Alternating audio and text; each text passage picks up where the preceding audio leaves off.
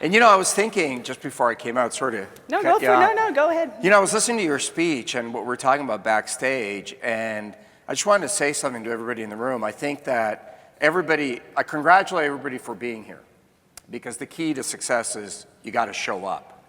And coming to events like this is really hard. You take time out of your day, but you got to make the effort to show up. If you don't show up, you can't win. But I think everybody here is really lucky because you have a Robin in your life. Oh, thank you. And you know, my biggest challenge when I started out is I was a very geeky, technical guy, and I knew nothing about sales. And I thought that as long as I was great at what I did, the world would beat a path to my door. Sure.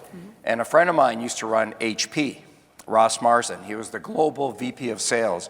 And when I was 23, he was like my Robin. He took me aside and he said to me, "You're a great guy and you really know your stuff, but you know nothing about sales. And unless you learn sales, you will never be successful."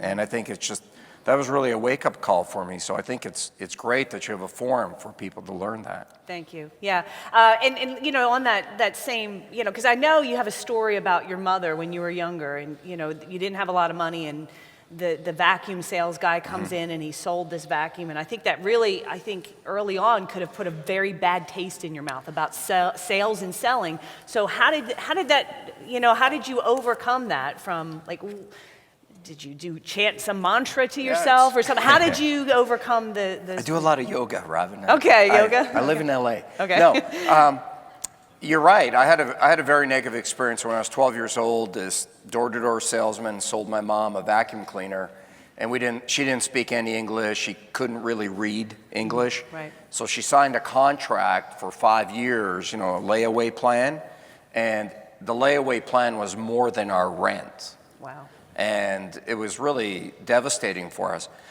But I think most people think that way in sales. And this is one of the things we try to teach our people is, you know, when you call somebody, they know you're there to sell them something. It's on a subconscious level, but that's why you're calling them. Right. And I think for me, it was just a matter of realizing nothing happens in life until you sell something. Right. You can have the best accounting system, you can have the best CRM, you can have the best tools, but nothing happens until you sell something. What's the difference between really big companies that grow and really small companies that say the same size? Sales.